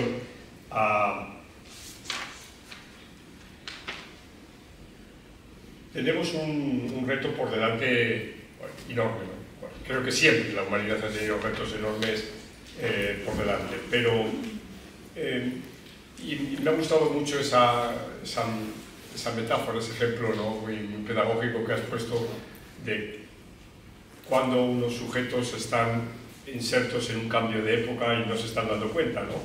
De ese cambio de época, aunque sí lo sepan y aunque sean conscientes, cerrando 20 segundos los ojos y pensando cómo su vida ha evolucionado en 10, 15, 20 años, ¿no? en lo más cotidiano, ¿no? En la manera de relacionarse con los demás, en la manera de moverse, en la manera de informarse, de conocer, etc., ¿no? Pero es evidente que hay una especie de, pues, no sé si de déficit de atención o de superficialidad y demás, ¿no?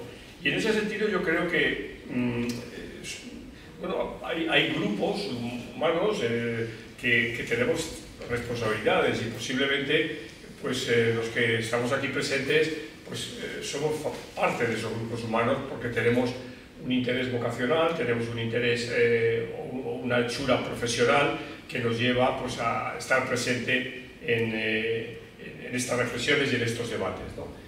Y bueno, yo concuerdo con lo que habéis estado aquí planteando y los autores que se han manejado, ¿no? Bauman y Byung-Chul Han creo que son fundamentales, ¿no? Y que decir tiene Hannah Arendt, ¿no? Pero mi preocupación es un poco llamar la atención a nuestros colegas, ¿no?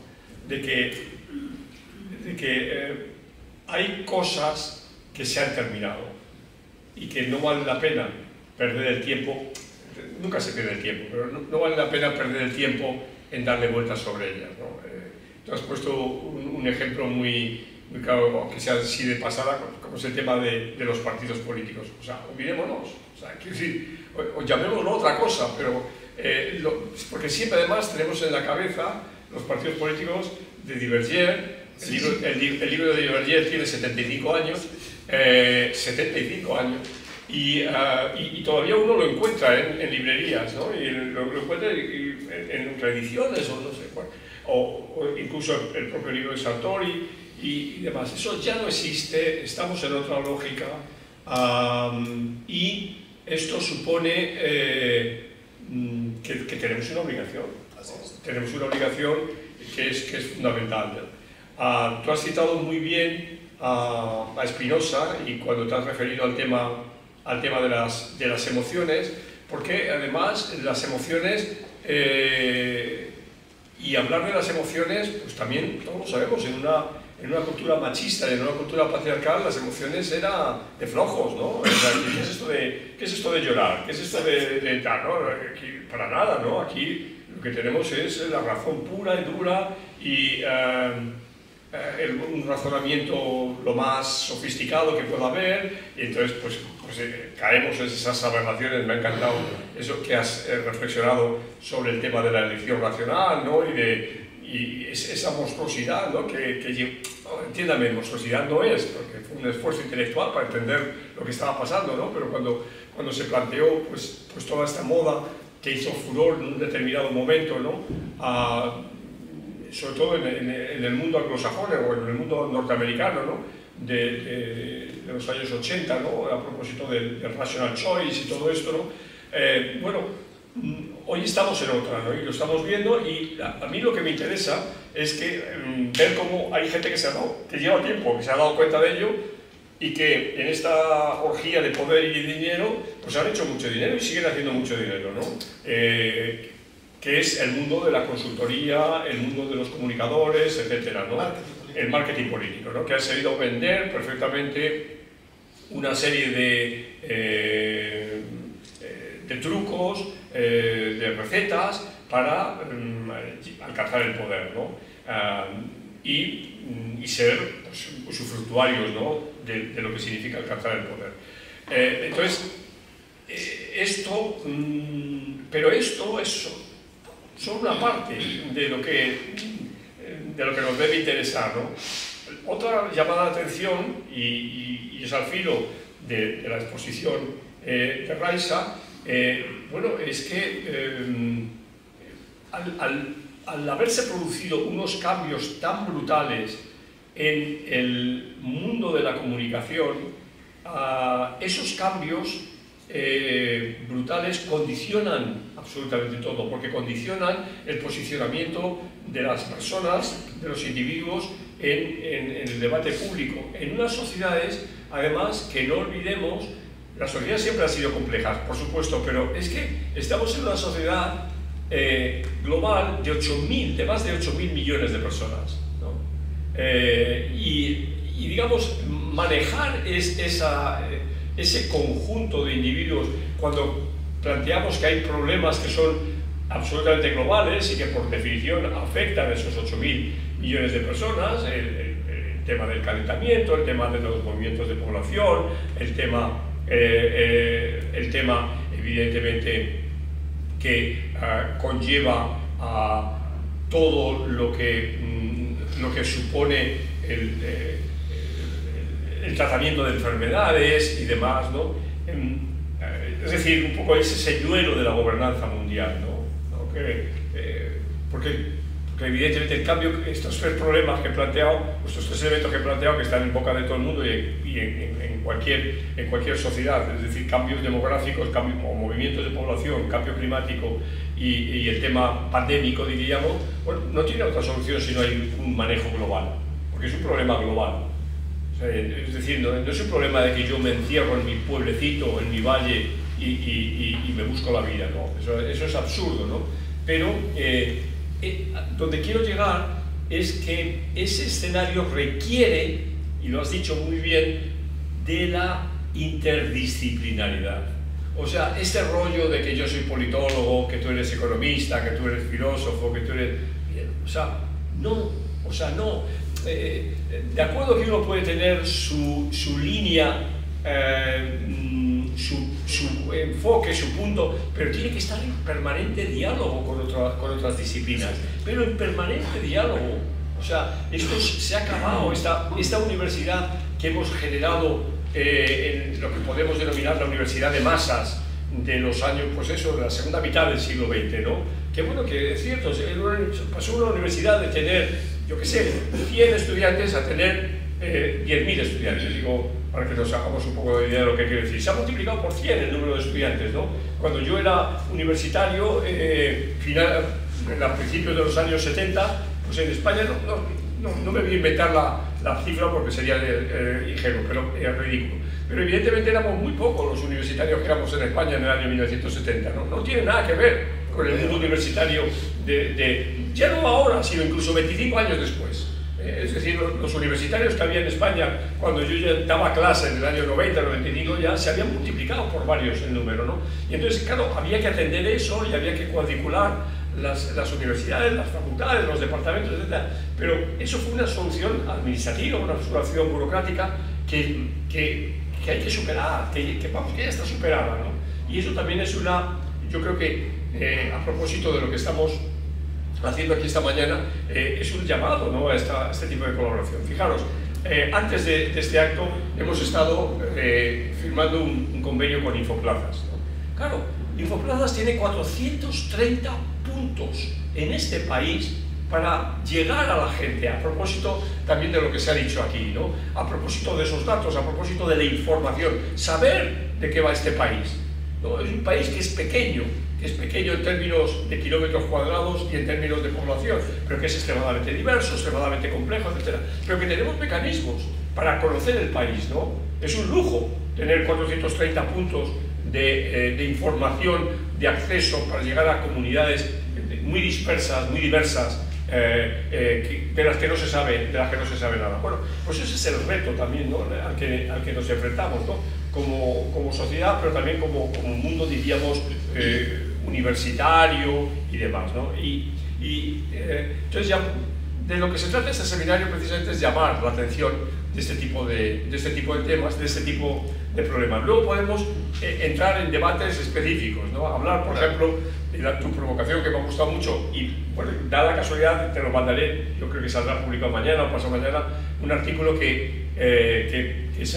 artículo de opinión que acabo de escribir, que se titula algo así como Las elecciones moribundas, o nos han robado las elecciones, o no sé qué, algo así, que es una reflexión sobre el papel de las elecciones hoy, ¿no?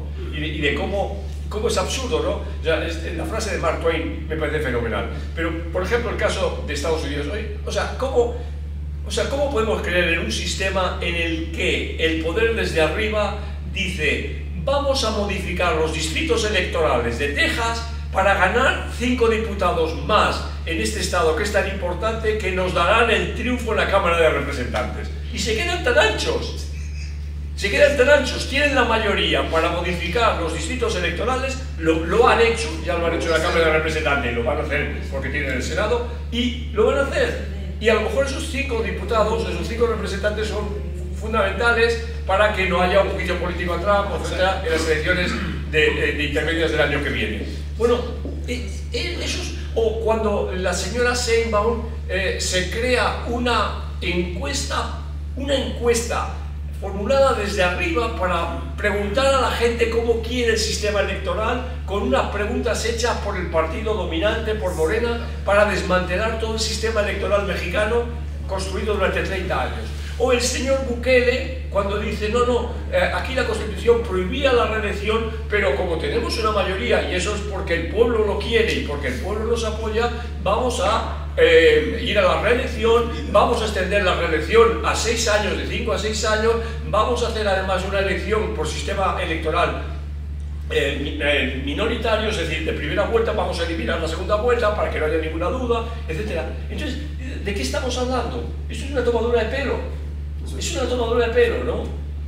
O sea, es una tomadura de pelo porque además a la gente no le importa.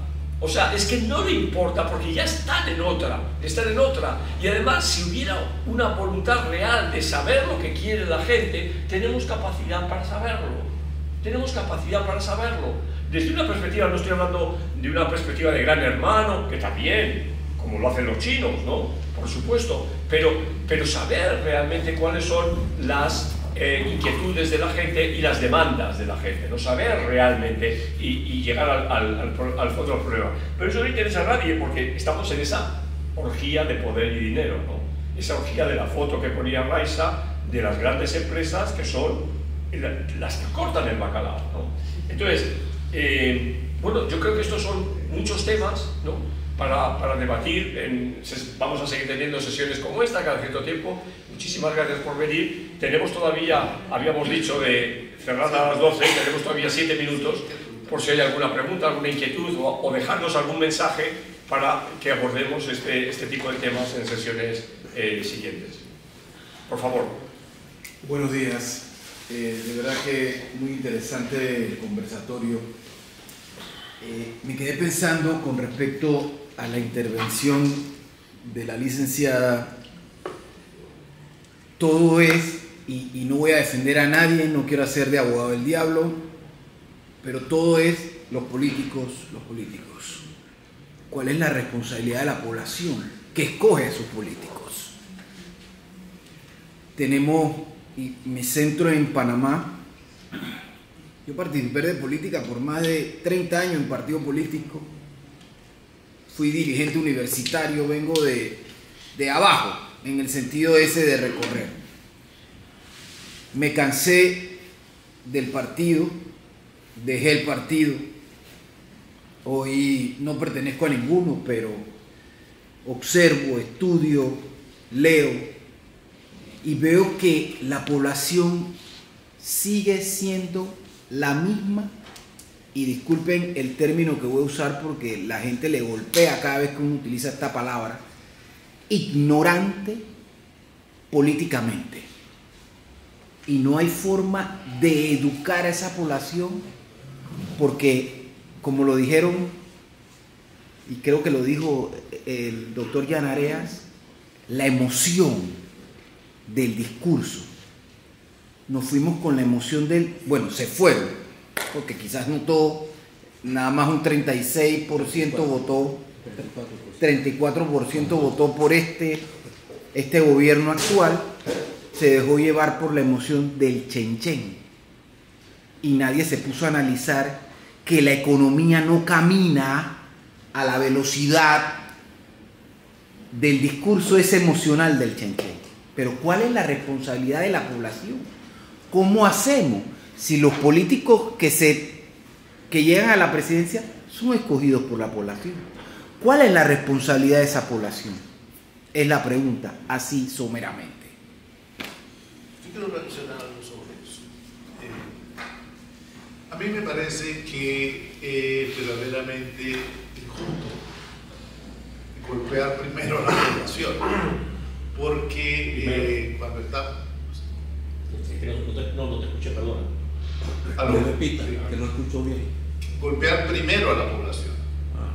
¿Por qué? Porque sencillamente el poder está distribuido muy desigualmente en la población. Y quien más poder tiene, obviamente tiene más atribución en los resultados que tenemos en esa sociedad. Yo culparía principalmente a los que tienen el poder.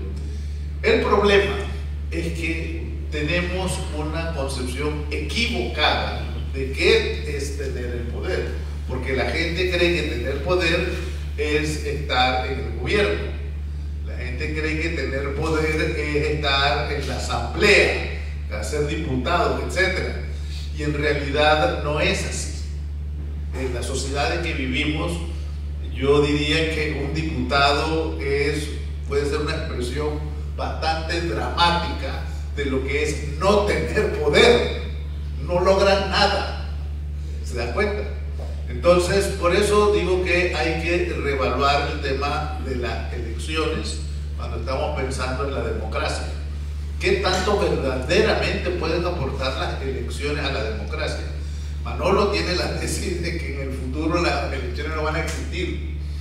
Yo no sé si no van a existir, pero sinceramente sí están perdiendo relevancia, Puede que exista como un fenómeno más o menos como la gente que suele hacer cosas por hacerlas, casi que iba a decir como ir a misa.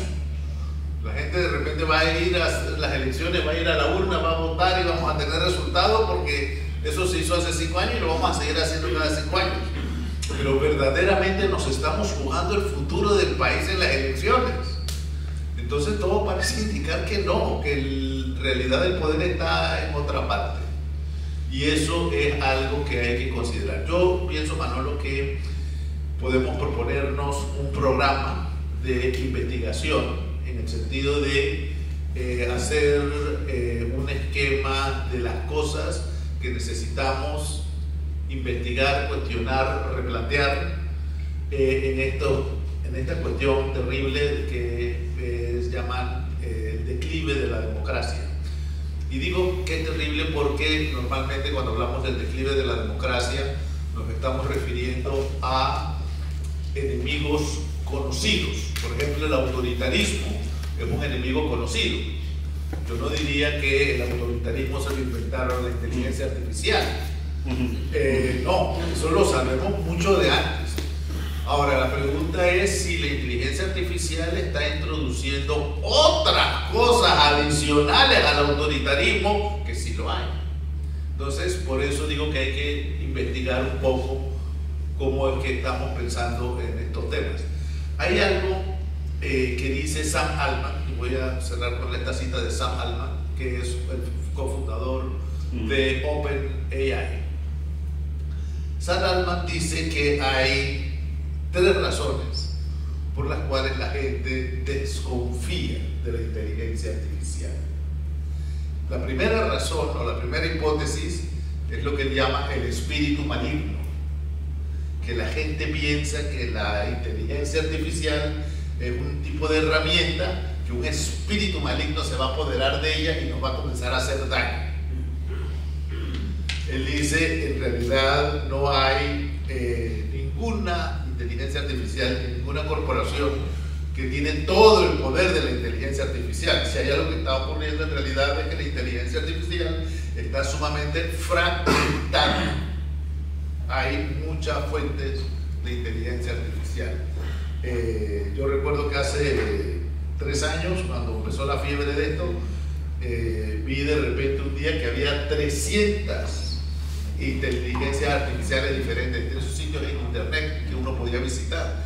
Y yo decía, pero yo no sabía que era tanto. Hace poco chequeé y ahora hay más de 2000. Entonces, sinceramente, no podemos pensar en la inteligencia artificial como si fuera una cosa, porque no lo es, no es una cosa. Sam Altman dice que la segunda hipótesis de tenerle recelo a la inteligencia artificial es la hipótesis del caos. Es decir, esto ahora ya nadie sabe cómo funciona, ya nadie coordina nada, ya nadie sabe qué empata con qué, porque hay 1.000.000 de cosas diferentes. Él dice que bueno, el tema del caos es algo como lo que siempre hemos tenido que vivir. En realidad siempre hay la posibilidad de comenzar a plantearse colaboraciones, coordinaciones para ir resolviendo los temas prioritarios. Así que tampoco el caos es un tema invencible. Pero él dice que hay una tercera hipótesis sobre los miedos de la inteligencia artificial. Yo creo que esta tercera hipótesis es la que hay que ponerle cuidado verdaderamente. La tercera hipótesis es que las cosas van a funcionar conforme a un sistema que ningún ser humano ni corporación humana ha decidido. Es decir, esa es la hipótesis del posthumanismo, de que va a haber una manera de que las decisiones se tomen en sociedad que no involucra la agencia humana, no involucra conciencia humana, ideas humanas, intervención de seres humanos, sino que es estrictamente ordenado, guiado, sistematizado e implementado por la inteligencia artificial, que de eso ya hay algunas historias, ¿no? Que esa sería la hipótesis más extremas. Por eso yo insisto en que hay que abordar esto con los ojos de por lo menos 3 Cs. La primera C, yo diría, es el tema del control. El control es algo que verdaderamente puede afectar a las personas, puede afectar a grupos de personas y puede afectar a los países. La tercera C, la segunda C es la comunicación. Tenemos que pensar en las maneras como nos comunicamos normalmente, que están siendo afectadas por la tecnología, por el ciberespacio, por todas estas cosas. Hay violencia en el ciberespacio, así que el tema de la comunicación, yo diría que se enfoca mejor si lo vemos como la necesidad de crear comunidad. Es una comunicación no vacía, es una comunicación que debe estar orientada a crear comunidad. ¿Qué significa eso? Bueno, ahí podemos hablar mucho más. Y hay una tercera C que es importante y que no tiene por qué estar aislada de la inteligencia artificial, que es la crítica, el pensamiento crítico. No tenemos por qué hacer de eso otra cosa. Tenemos que tener un sentido de educación en donde la crítica y el uso de herramientas digitales son parte del mismo